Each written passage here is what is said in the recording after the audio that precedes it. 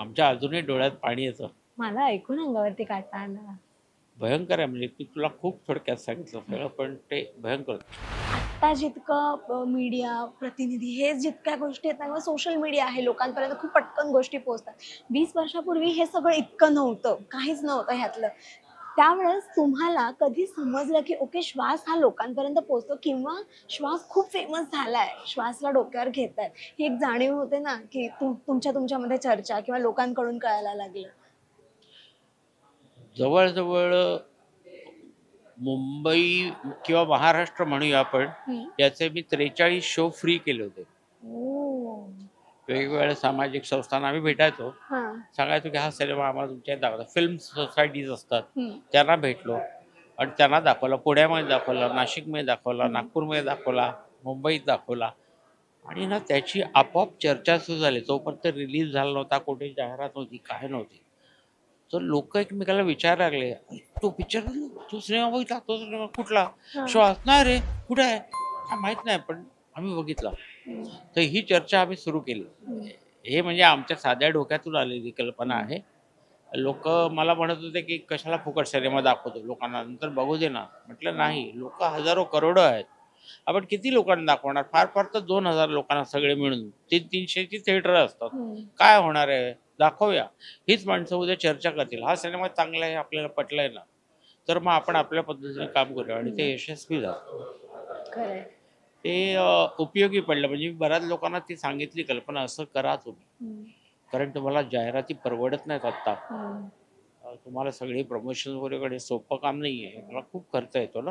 हो. तर तुम्ही अशा पद्धतीने करा, तुम्ही शोधा ना, मी तुम्हाला माहिती देईन की इकडे जा, इकडे जा, इकडे जा, या फिल्म सोसायटीत करा, या फिल्म क्लबमध्ये करा, या संस्थेसाठी करा. आणि मी जे दाखवलं ना, ते अक्षरशः सांगतो, झाडू मारणारे असतात ना बाहेर, हम्म.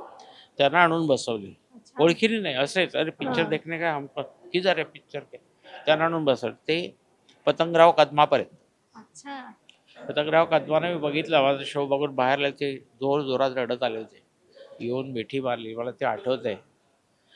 त्यावेळेला सांगितलेली एक ओळ फार छान होती त्यांची, की अरुण, ही सिनेमा काहीतरी करणार, हा सिनेमा काहीतरी करणार. आणि ते खरंच झालं.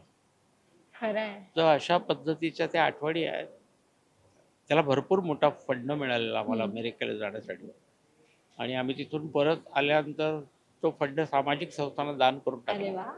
म्हणजे आपलं भारत नाही, राज्य सरकारला आम्ही 35 लाख रुपये दिले सिनेमा विभागाला. टाटा कॅन्सरला दिले, टाटा एड कॅन्सरला दिले.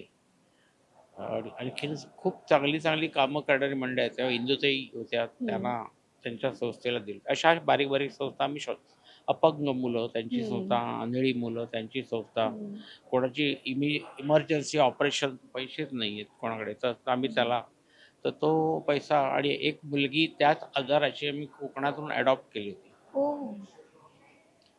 तिला आम्ही जगवलं 4 वर्ष. ऑपरेशन करायला लावलं. डॉक्टर संजय ओकलम नाव ऐकलं असेल तू, ते नायर हॉस्पिटलला डीन होतं. तेव्हा मी त्यांना सांगितलं, बघा, आम्ही नुसता सिनेमा केला, पण आम्ही थांबणार नाही आहोत, आम्हाला तसं काम करून दाखवायचं आहे. आमच्याकडे अशी केस आलेली आहे, जिथे शूटिंग गेलं तिथे एक छोटंसं बाळ होतं गं, त्याला तो डिसीज झाला होता. तर त्याला आम्ही तिकडे गेलो कुडाळमध्ये, शोधून काढले. एका रिक्षावालाची मुलगी होती, तो रिक्षावाला कर्जबाजारी होता. तर त्याची पहिली कर्ज त्याचं सोडवलं, रिक्षा त्याच्या ह्याच्यातून सोडवलं. त्या मुलीच्या नावाने आम्ही त्यावेळेला काहीतरी 3.5 लाख रुपये आम्ही असे हे केले, फिक्स केले, तिच्या पुढच्या आयुष्याला उपयोगी पडावे. आणि त्या मुलीला मुंबईला आणून, मग तिचे वडील ऐकत नव्हते, नाही मला सेकंड ओपिनियनला जायचं, दुसऱ्याला दाखवायचं आहे. त्याला आम्ही श्वास दाखवला. त्याला विचारलं, श्वास बघितलास का, नाही म्हणे. आम्ही दाखवलं त्याला. दुसऱ्या दिवशी त्याच्या मतात परिणाम झाला. तो आमच्यावर मुंबईला आला. त्या मुलीला संजयकांची गाठभेट घालून दिली. त्यांनी चेक केलं, दोन्ही डोळ्यात होता. डॉक्टर म्हणाले, एक डोळा मी वाचवीत, प्रयत्न करतो, बघूया काय यश मिळतं. तिला नायरला ॲडमिट केलं, तर तिचं श्वाससारख्याच घटना घडत गेल्या. त्याचं ऑपरेशनला त्याला नेत असताना त्याला परत मागे आणलं जातं. तर ह्याच्यामध्ये पण त्या मुलीला नेलं आणि तिला परत मागे आणलं, कारण तिच्या छातीमध्ये कफ झाला होता, त्यामुळे तिला अॅनेस्थेशिया देता येत नव्हता. मग थोड्या वेळाने डॉक्टर म्हणे थांब जरा 2-4 दिवस मी बघतो काय ते. परत बोलवलं 2-4 दिवसांनी आणि त्या दिवशी ऑपरेशन केलं त्यांनी. आणि मी बाहेर होतो, पण मला त्याने सांगितलं फोन करून की अरुण एक डोळा वाचवलाय, तू ये. कुठे आहेस? म्हटलं बाहेर आहे. मी उद्याच्या उद्या येतो. आणि उद्याच्या उद्या आमची टीम गेली. बघा प्रसंग काय आहे तो, म्हणजे तुला पण असं वाटेल की मी पण चरकलो होतो. आम्ही गेलो त्या वॉर्डमध्ये, तो वॉर्ड अख्खा सजवला होता जसा श्वासमध्ये सजवतात. हां, त्या मुलीला तिथे ठेवलं होतं असं हे लावून. पट्टी लावून. हां, आणि आम्ही सगळे गेल्यानंतर आम्ही तिला असं घेतलं आणि असं वर केलं आणि त्याच्या कोणीतरी फोटो काढला. फोटो काढला, कोणी काढला माहिती आहे? कारण आम्ही त्याचं पब्लिसिटी अजिबात कोणाला सांगितलं आम्ही अशी मदत करतोय. आणि आम्ही दुसऱ्या दिवशी लोकसत्तामध्ये एक छान एवढा मोठा फोटो आला. अशी ती मुलगी त्या खेळ बघतोय आणि खाली त्यांनी मस्त मथळा टाकला, श्वासला ऑस्कर. गुण आणि हृदयस्पर्शी होतं ते सगळं. 4 वर्ष त्या मुलीला आम्ही जिवंत ठेवलं. ती जाणार होती लगेच, पण तिच्या वडिलांनी काळजी नाही घेतली तिची. तिकडे नेऊन तिला मध्ये मध्ये ट्रीटमेंटला आणायला केमोसाठीवर, पण ते नाही आणलं गेलं आणि ते एक गेली. सिनेमा किती गोष्टी बदलू शकतो ह्याचं स्वतःला उत्कृष्ट बदलला उदाहरण आम्ही, आहे.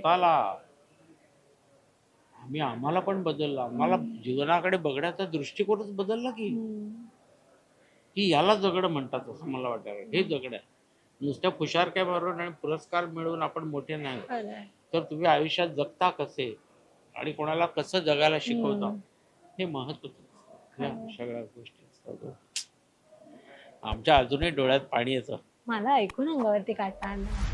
भयंकर आहे. म्हणजे तुला खूप थोडक्यात सांगितलं सगळं, पण ते भयंकर. तर असं ते आम्ही केलं. ते एक मोठं काम झालं आमच्या आयुष्यातलं. सगळ्यांना मदत करणं, पैसे वाटून टाका, हिशोब डिक्लेअर केला. निळूभाऊंच्या हस्ते मी ती त्यांनी सरकारला सांगितलं तोंडावर, बघा मला लाज वाटली पाहिजे, ही मंडळी तुम्हाला पैसे देत आहेत चित्रपट विभागाला, तुम्ही काय करता? म्हणून ती आता बक्षिसं जी मोठी मोठी रकमेची मिळतात ती ना त्याच्यामुळे त्याने ते फिक्स ठेवलेत पैसे आणि त्याच्यामधून ते देतात. आणि खालच्या थरातील माणसाला पण पुरस्कार आहे. एवढं आहे. प्रत्येकापर्यंत ती मदत पोहोचली गेली सगळ्यांचा पाहिजे. सिनेमा असतो ना शेवटी. खरंय. काय कुठंच वैयक्तिक नसतं अगदी खरं. असं.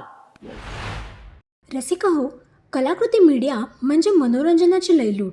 मनोरंजन क्षेत्रातील किस्से व घडामोडींचा आस्वाद घेण्यासाठी कलाकृती मीडिया या यूट्यूब चॅनलला सबस्क्राईब करा आणि व्हिडिओ लाईक करा.